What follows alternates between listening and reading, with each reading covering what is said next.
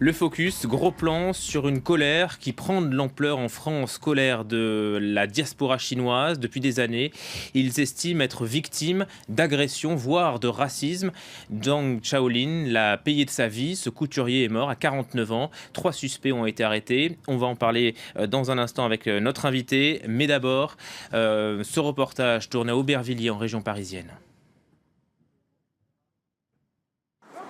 La Courneuve, résidence du parc. Ici, la population est à majorité d'origine asiatique. Une communauté supposée aisée, cible de nombreuses agressions. Vol de portable, de sacs à main et agressions physiques. C'est arrivé 2 fois à Joël Huy. Elle n'a rien oublié de sa dernière agression. Il arrive, et puis derrière, et puis il me tape sur la tête.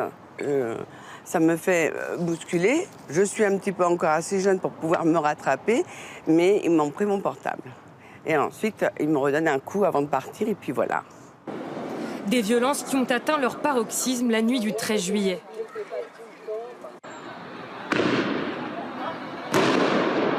Sur ces images amateurs, des jeunes de la cité voisine lancent des feux d'artifice sur la résidence. La police intervient, mais les jeunes reviennent quelques heures plus tard. Ils sont revenus avec des armes et ils ont touché 4 personnes aux jambes et blessé gravement 2 personnes. C'est un de mes voisins qui habite là depuis longtemps. Il a eu 2 semaines d'hospitalisation. Face à ces violences répétées, les habitants du quartier ont décidé de se rassembler. Tous les soirs, ils font des rondes.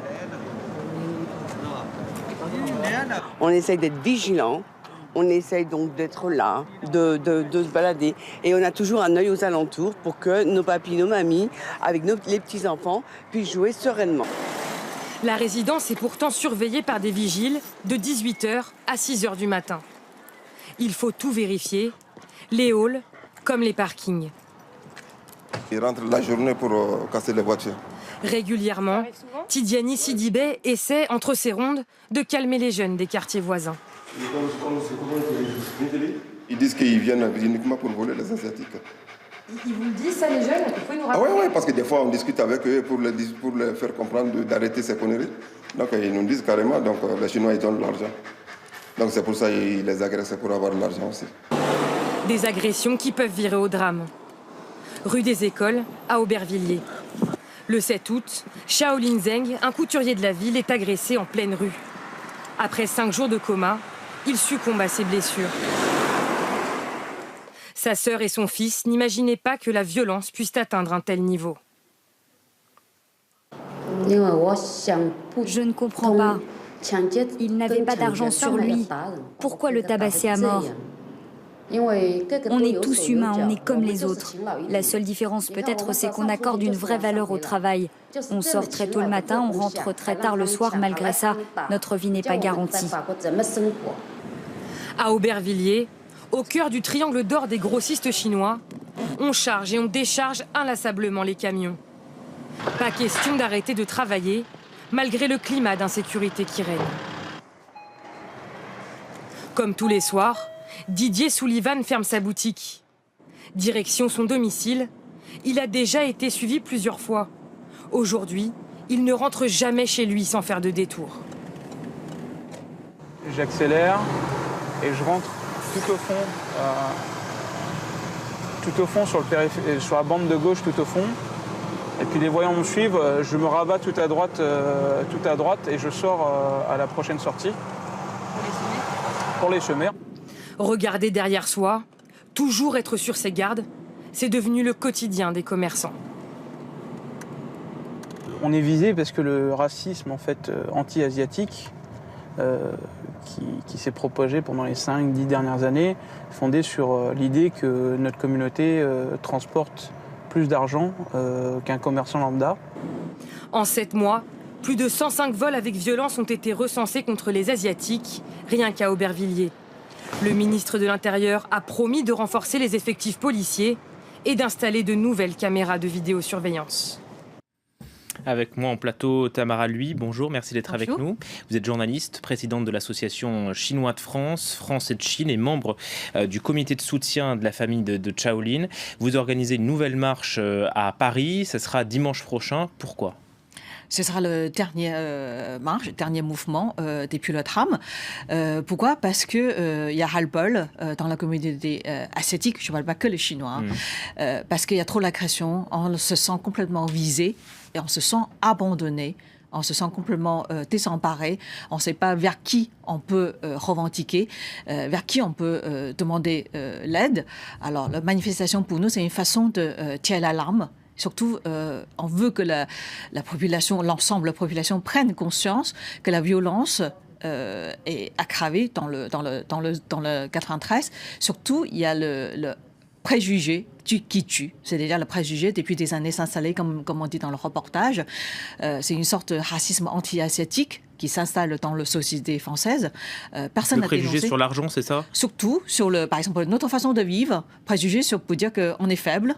On ne portait pas de plainte, on ne parle pas français. Certes, il y a une part de vérité. Ce n'est pas tous les Chinois qui parlaient très bien français. Il y a une part de vérité. Mais ce n'est pas pour autant qu'on est faible. Et ça ne justifie évidemment pas de violence. Surtout, on ne se suffisait pas qu'on soit victime de ces violences, surtout avec les violences gratuites. Est-ce que la mort de Shaolin a été un déclic pour les Chinois ?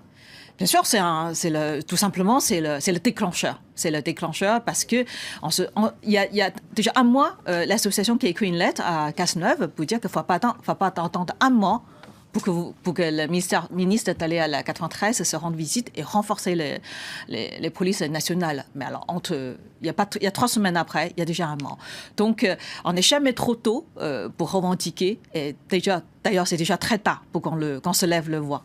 Le ministre de l'Intérieur, Bernard Cazeneuve, promettait dans le sujet plus de mesures, plus de sécurité. Est-ce que c'est le cas à Aubervilliers ? Pour l'instant, sans doute, nous, on est très vigilants. On veille que toutes les promesses soient concrétisées. Il y a beaucoup de réunions ont été lieues récemment. Je pense que même ce matin, le ministère de l'Intérieur a reçu les associations chinoises. On parlait un peu pour nous écouter, pour savoir qu'est-ce qu'on revendique, qu'est-ce qu'on veut. Et surtout, on a essayé de trouver un cadre de travail. Comment on peut rétablir les réunions régulières, qui sont nos interlocuteurs, quelle est l'association chinoise parmi nous qui peut être l'interlocuteur privilégié pour discuter avec le gouvernement, pour veiller que les mesures soient prises. Donc, le chemin est très, très, très long. Voilà, donc vous êtes reçu et vous allez avoir un interlocuteur au sein du gouvernement. En tout cas, les associations et le gouvernement discutent. La préfecture annonce 105 cas recensés depuis des cas d'agression depuis les 7 premiers mois de l'année à Aubervilliers. Vous pensez que le chiffre est sous-estimé ? Bien sûr, je pense que le chiffre est beaucoup, beaucoup sous-estimé par rapport à la réalité. Au départ de l'année, même l'année dernière, il y a beaucoup de victimes qui n'osent pas aller se plaindre parce qu'ils sont sans papier, parce qu'ils ne parlent pas français, parce qu'ils connaissaient pas leurs droits et leurs devoirs. Ils ne savent pas qu'on est sans papier, on est victime de violence, on peut aller au commissariat, se faire la main courante ou porter plainte. Ce n'est pas là qu'on se fait expulser. Donc ça, c'est le travail à faire sur le terrain, de médiation, travail avec les associations, c'est le travail de pédagogie, c'est le travail d'information. Donc il y a une part de travail de responsabilité civile de la part de l'association, et il y a la part de travail de l'autorité qui s'informe, qui fait les médiations, qui est en lien direct avec la société. Dans le reportage, il y a un témoignage, un Chinois qui estime que ce racisme anti-chinois remonte à 5-10 ans. C'est cela ? Peut-être plus que ça. C'est-à-dire que récemment, des sondages montrent que, par exemple, les jeunes deuxième génération de Chinoises, qui se sont 57% pensent qu'ils sont plus visés comme l'objet de raciste par rapport à ses parents. C'est-à-dire que la première génération d'immigration chinoise, quand je parle de ça chinoise, c'est asiatique, qui sont recueillis par la France. Après le tram en Asie, la population ressent une reconnaissance envers le pays. Donc, par exemple, beaucoup de Chinois ne pensent pas qu'il y a racisme qui existe. Ils pensent que le pays est tellement bienveillant, que les Français nous accueillent. Donc, on ne parle pas le racisme. Le racisme, pourtant, c'est insidieux. Les moindres moqueries, on a l'impression que c'est tolérable, c'est acceptable. Oui, les blagues anti-asiatiques, par exemple. Les chiens sont bons, est-ce que vous mangez de chiens tous les jours ? Il y a un moment, on dit, ça arrête là, on ne mange pas de chiens tous les jours. Donc, ce sont des propos assez... ça ne correspond pas à la réalité, ça devient des préjugés, ça devient des propos racistes. Merci beaucoup Tamara Lui pour votre témoignage sur France 24, journaliste et présidente donc de cette association Chinois de France, Français de Chine et membre du comité de soutien de la famille de Shaolin. Et on vous retrouvera donc dans les rues de Paris dimanche prochain pour cette grande marche. Merci beaucoup.